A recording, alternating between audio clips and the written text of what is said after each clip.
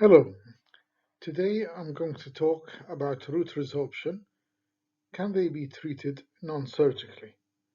I'm Professor Hussein Al-Huwaizi from the Iraqi Endodontic Society. Many teeth may have uh, external resorption or maybe internal resorption that will uh, affect the shape and the surrounding structures of the tooth. The tooth has protective layers against this resorption. Outer layer is the pre-cementum, whereby it prevents the osteoclasts from entering and eating away the root dentine. And in the pulpal region, we've got predentine, whereby it is protecting the dentine from odontoclasts. If the tooth is traumatized, it may undergo sclerosis, just like these two central incisors, whereby they are completely sclerosed to the apical region, but in this case, we have got big lesions associated with these teeth.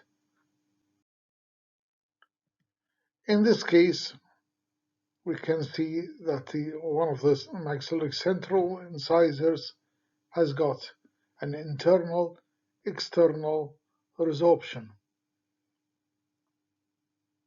This condition is considered to be uh, difficult to treat, if not impossible.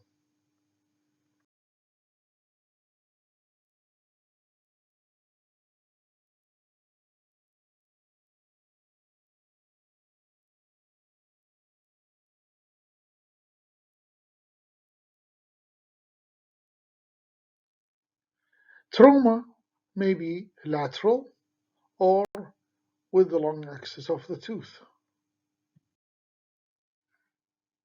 It may be laterally, apically, or coronally, as can be seen here. Internal resorption occurs mostly in the middle area of the root canal. Now, to differentiate between external or internal resorption, like this resorption, we have to look at the continuity of the pulp chamber or pulp canal. If the pulp canal is continuous, that means this resorption in red, it is external. If it's the pulp canal, which is in green, not continued, in this case, it is internal. Classification of root resorptions, they may be external, internal, or pathologic. All of them are either inflammatory or due to trauma or cysts or tumors. External resorption may be a replacement resorption, whereby dentine and cementum replace the lost tissue, or inflammatory resorption, which is most aggressive. Internal resorption may happen due to many causes. Mostly and most important of all is trauma, just like this um, internal resorption case.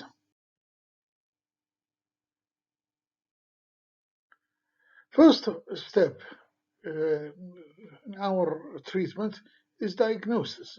For example, such a case had a maxillary central incisor with a blurry radiolucency in the middle third of the root. So I had to take a CBCT to verify what is this.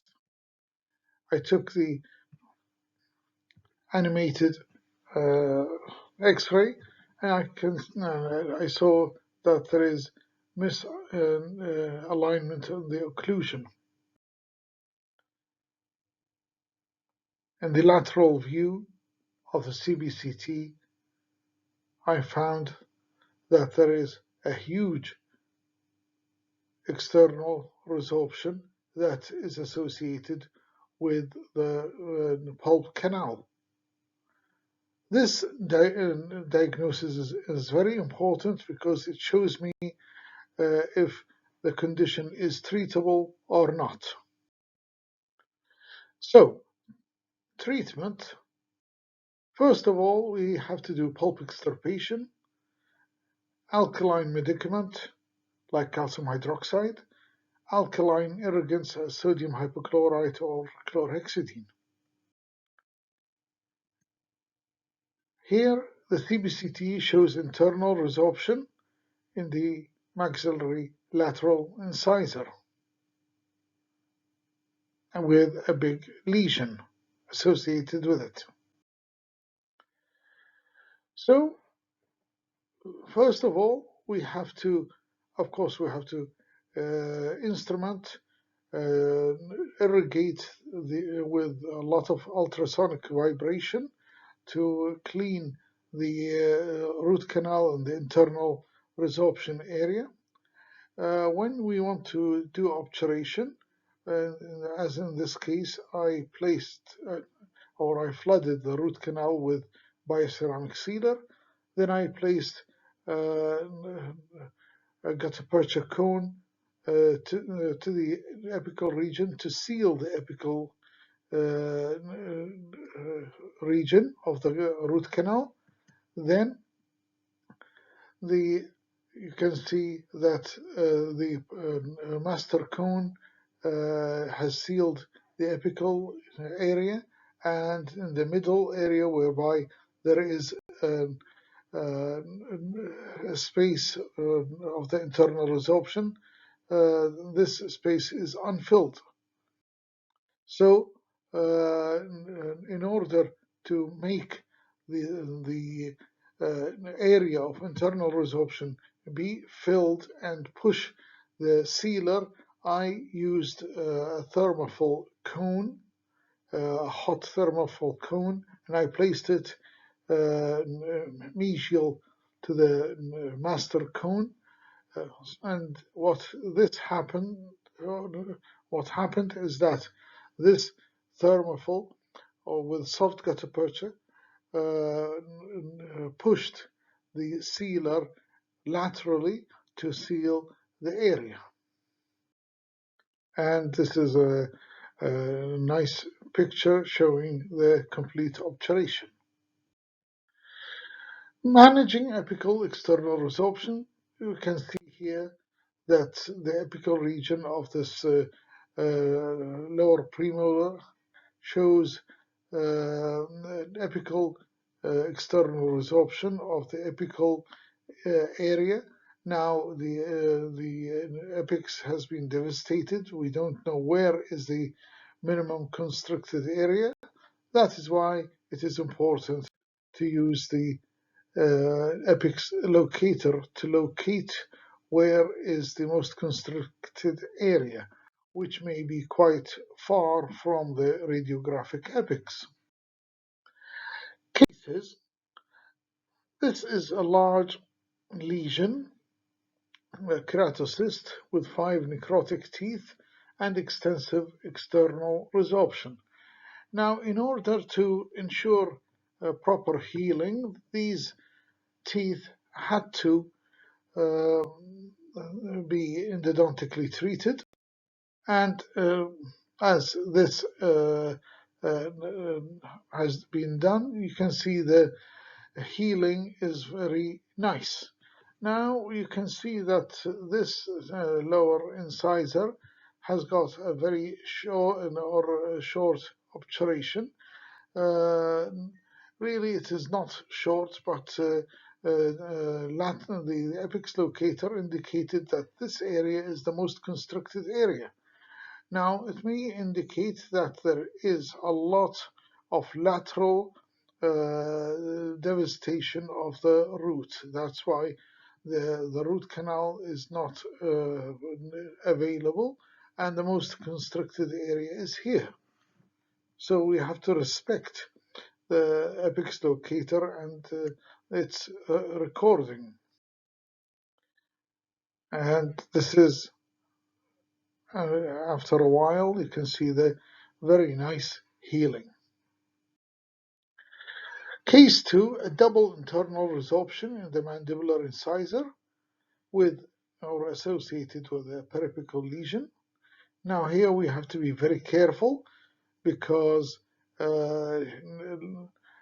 after treatment, endodontic treatment, the tooth becomes quite weak, and we have to tell the patient to be very careful with this tooth. After a while, you can see that the internal resorption has been filled and the lesion has healed. And this is the protocol of treatment. Case 3, we can see here in the maxillary second premolar, the apical region has an obscure anatomy, and the root canal in the apical 2 to 3 millimeters has been lost. After treatment, you can see that there is a lateral canal and extrusion of sealer, indicating that the apical foramen has been changed here. Case 4, a huge periapical lesion with external resorption in the distal root of a mandibular molar. You can see that there is a certain extrusion of sealer and maybe even gutta-percha, but you can see after a couple of months the healing is very nice and it's undergoing good bone repair. Case 5, internal external resorption. This is a case or a patient who had this maxillary central incisor rather dark in color. Of course, we suspected it is non-vital. That's why we took a CBC.